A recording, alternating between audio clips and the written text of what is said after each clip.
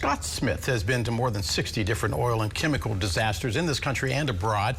He works on the ground trying to diagnose and solve water contamination events. And Scott, thanks for being with us. You were just... The good news about all this is that if we can find and identify all the chemicals, people can go see their doctors, they can get treated, and things can be remediated properly.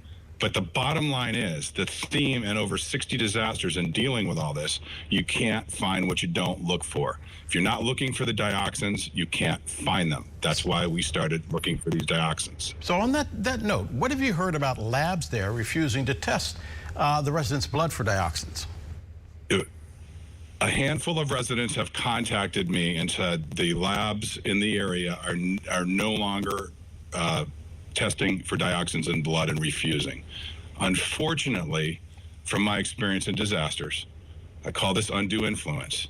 And the communities and even the responsible parties would be much better served if they called off the public relations people and lobbyists, because that undue influence is never to be underestimated, and the labs most likely have a lot of pressure on them not to do these kind of tests. But one would assume that in a state like Ohio, where the Attorney General is now suing, that the labs would be testing to make sure that we knew everything that was going on inside the bloodstreams of the people that are there. Are you saying that the labs intentionally aren't looking for dioxin, or that they can't, or that they're not equipped to look for dioxin? Yeah, they are equipped to look for dioxin, and the residents have told me that. And I am going back for a third time this week to continue testing. And I'm going to personally call up these labs myself or go visit them and try to get some answers and verify that they're truly not refusing to test the people of East Palestine's blood for dioxins.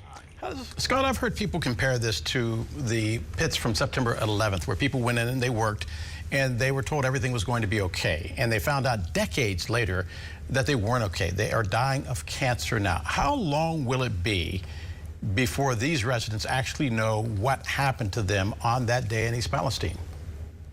Well, that's a great analogy, and we're going to do everything in our power to prevent that. It's all about information, getting the residents accurate information, and not letting that happen where they go without information, then 5-6 years down the road, God forbid, they get cancer.